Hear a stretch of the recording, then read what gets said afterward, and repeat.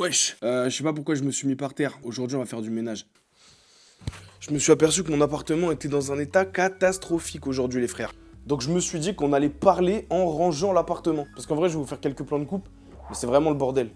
Donc il va falloir ranger tout ça. Et je me suis dit qu'en même temps que je rangeais les trucs, j'allais essayer des plans, histoire de m'entraîner un petit peu en fait. Et puis surtout, en même temps, on va parler. Et on va parler d'un sujet qui, je pense, va intéresser pas mal de gens. Parce qu'aujourd'hui, on va parler des rêves. Je sais, le sujet est très large, mais vous allez voir, on va étayer plus tard. Bref, sans plus tarder, on se met au ménage. Parce que moi, j'ai d'autres trucs à foutre après. On va commencer par la vaisselle. Let's go. Alors, le vrai souci pour la vaisselle, c'est que j'ai un tatouage tout neuf qu'il faut pas que je maltraite avec l'eau, quoi. J'ai encore plus foutu le bordel parce que j'ai jeté mon pull dans l'appartement. J'en profite pour parler vite fait du tatouage. Celui-là, vous l'avez pas encore vu du coup, parce qu'il est vraiment tout neuf, il date d'hier. Aujourd'hui, on est le 9 mars, donc ça fait même 3 jours en fait. Je l'ai fait le 6. Bref, sans plus tarder, on attaque la vaisselle. Moi, j'aimerais bien parler vite fait des rêves aujourd'hui, comme je vous l'ai dit dans le préambule de cette vidéo. C'est quelque chose qui me tient grave à cœur et j'avais déjà fait une vidéo dessus, mais je l'ai pas sorti. Mais en fait, ce dont j'aimerais parler par rapport aux rêves, c'est pas vraiment les rêves en eux-mêmes. C'est pas le fait de rêver, c'est plutôt le fait de s'interdire de rêver à cause de la société. Je sais qu'on est plein à un peu s'interdire de rêver et à se dire non mais vas-y, faut rentrer dans un moule un jour parce que sinon la vie va être méchante avec nous. Et je pense qu'on n'a pas tort de penser comme ça. Parce que effectivement la vie va être méchante avec nous, ça c'est sûr. Si on rêve trop, si on est des trop grands rêveurs, des personnes qui veulent vivre de leur art, qui veulent réussir à monter quelque chose d'intéressant dans leur vie et pas juste une carrière dénuée de sens selon eux. Parce que entendons-nous, là je parle d'art au sens de la création, on va dire plastique quoi, genre je parle d'art comme on peut le penser au sens large de la chose, c'est-à-dire je sais pas, faire des tableaux, faire de la danse, rapper, chanter, peu importe, voilà. Je pensais à cet art-là, mais pour certaines personnes, leur rêve, pour eux faire de l'art, c'est, je sais pas, être ingénieur. Et dans quel cas c'est de l'art. C'est pas de l'art au sens logique de la chose, mais pour les personnes qui pratiquent cette chose et qui aiment faire cette chose, ça devient de l'art parce que ils créent, ils sont en émulation quand ils font ce métier. Moi, je pense qu'il faut réussir à se détacher de cette idée que le temps est compté, quoi. Je pense que c'est l'un des trucs les plus contre-productifs qu'on puisse faire, c'est de se dire, ok, là, je suis jeune, il y a que maintenant que ça peut fonctionner. Si j'attends trop, ça va pas marcher. Pour la musique, c'est plus ou moins vrai. Pour certains sports, c'est plus ou moins vrai. Je sais que, par exemple, si tu veux faire boxeur, rares sont les personnes qui percent assez vieux, mais ça arrive. C'est pas impossible. Juste c'est des cas qui restent quand même relativement minoritaires dans la masse de gens qui réussissent dans ces sports-là ou dans ces arts-là. Maintenant, c'est pas pour autant qu'il faut s'empêcher de rêver. Rêver de simplement vivre de sa passion, c'est déjà quelque chose de fou. Imagine juste réussir à te tirer un SMIC en faisant de la zik ou en faisant ce que tu fais et ce qui te fait vibrer, c'est déjà dingue. Et à mon avis, et c'est que mon avis encore une fois, mais demander trop de choses par rapport à comment tu veux en vivre, bah je trouve que ça serait un peu dénué de sens parce qu'on fait de l'art, on fait pas les choses pour que ça... Enfin, de base, on fait pas les choses pour que ça nous rapporte des millions. L'art, c'est le moyen d'expression des pauvres. C'est le fait que les gens qui n'ont pas d'argent et qui sont dans la merde dans leur vie puissent l'exprimer au travers de quelque chose et que ce soit compris par tout le monde. Le fait d'y ajouter de la richesse, vraiment de la richesse, en général, je trouve personnellement que ça dilue beaucoup le propos de base. Et sincèrement, je trouve ça un peu triste. Mais c'est tout aussi bête de se dire que un artiste devient inintéressant dès qu'il devient riche. C'est juste quelques artistes qui ont malheureusement perdu leur propos de base au profit d'un propos plus embourgeoisé, tout simplement. Hein. C'est Alpha One qui a dit pourquoi les artistes deviennent nuls quand ils deviennent riches. Et c'est en partie vrai, hein, ça concerne pas tout le monde. Il y a des artistes que j'écoute qui ont pété de ouf, qui sont des putains de cracks et qui sont tellement passionnés de musique que franchement t'entends pas la différence. Tout comme j'ai écouté des artistes que j'écoute plus parce que leur propos a complètement changé et est devenu quelque chose qui ne me plaît plus en fait, tout simplement. Bref.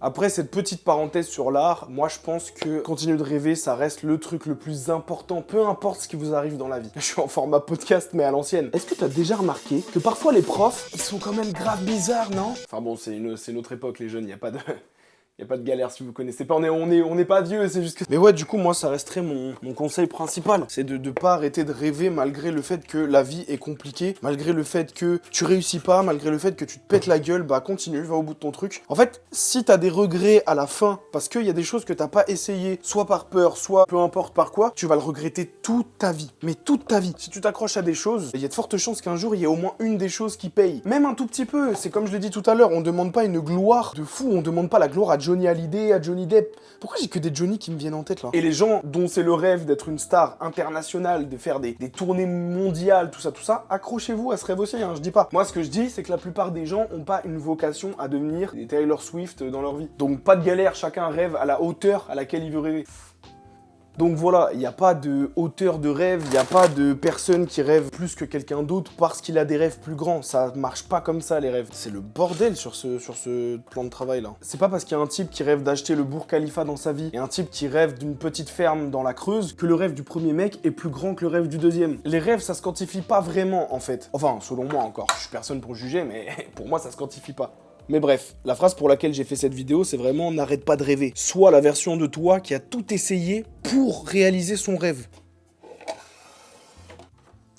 Et c'est même pas du développement personnel à la con, en vrai. C'est juste le fait de se dire, continue de rêver. Je vais pas dire que tu vas réussir tes rêves. Il y a des gens qui charbonnent une vie complète et qui réussissent pas. Et ça, c'est aussi quelque chose à garder en tête. Parce que les sacrifices que ça va te demander, ils sont lourds en vrai. Tu vas probablement perdre du temps avec ta famille, tu vas probablement perdre du temps avec ta copine, avec tes amis. Tu vas être obligé de rester chez toi quand les gens vont sortir parce que tu vas être en train de taffer sur un truc. Faut être prêt à ces sacrifices. Je te rassure, en général, quand on est passionné, on est prêt. En parlant de sacrifice, il y a peut-être même un moment dans ta vie où tu vas être obligé de faire un travail de merde pendant très longtemps pour pouvoir assumer tout ce que tu fais derrière. Et ce genre de taf, faut pas prendre à la légère ce que ça fait sur le moral. Bref, rêver, c'est pas facile en vrai de vrai.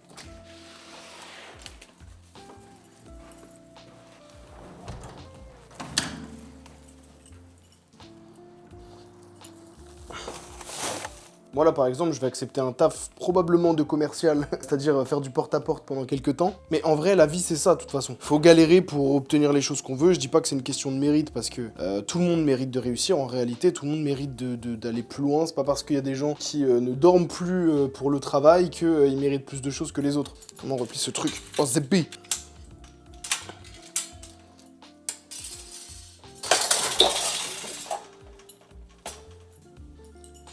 Maintenant, chef, si t'aimes pas ton taf, va falloir essayer de te sortir de là. Je dis bien essayer, parce que c'est plus facile pour certains que pour d'autres. Je prends mon exemple personnel. Moi, j'ai 2 darons qui sont là, qui sont prêts à tout pour m'aider, qui n'ont pas de problème à remuer ciel et terre s'il faut trouver quelque chose pour me faciliter la vie. Donc j'ai une chance incommensurable de les avoir et en vrai c'est même pas quantifiable tellement j'ai de la chance. Ah, le cadrage il doit être catastrophique mais on est en bleu sang, on est ensemble. Je finis de ranger, vous inquiétez pas, ça va s'améliorer, c'est promis. Donc la vie elle est pas aussi simple pour tout le monde qu'elle ne l'est par exemple pour moi. Et c'est aussi en partie pour ça que je me mets la pression. Parce que je me dis, putain j'ai v'là l'aide, comment c'est possible que ça marche pas déjà? Mais en fait le truc c'est qu'il n'y a pas de réponse à cette question. Pourquoi ça marche pas déjà? Bah il y a plein de situations qui font que ça peut ne pas marcher malgré le fait que tu as eu beaucoup d'aide. La réussite dans l'art, c'est plein de choses. Il y a de la chance, il y a du travail effectivement, il y a aussi les rencontres que tu fais. Bon, ça fait un peu partie de la chance, mais on s'entend. Bref, globalement, on est tous assez d'accord pour dire que s'accrocher, c'est dur, mais qu'il faut s'accrocher si tu veux que ça fonctionne un jour. Mais moi, ce que je retiens de tout ça, c'est que si rêver, c'était simple, si rêver, c'était un chemin tranquille, si rêver, c'était quelque chose de facile et d'atteignable pour tout le monde, je suis en train de me rendre compte que ce que je dis, ça rejoint un peu la musique...